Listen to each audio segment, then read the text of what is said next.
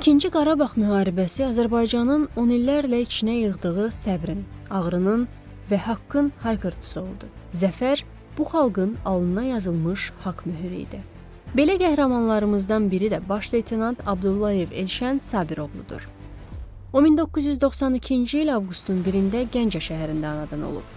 Elşən Abdullayev Gəncə şəhər Mirzə Ələkbər Sabir adına 5 saylı orta məktəbi bitirib.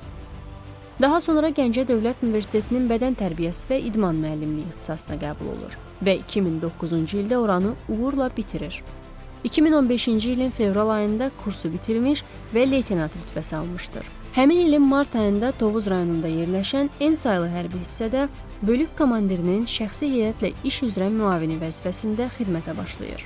Elşən Abdullayev baş leytenant kimi xüsusi təyinatlı dəstənin tərkibində 2-ci Qarabağ döyüşlərinə qatılır. Elşən Abdullayev noyabrın 9-da Şuşa-Xankəndi yolu istiqamətində gedən döyüşlərdə şəhid olmuşdur.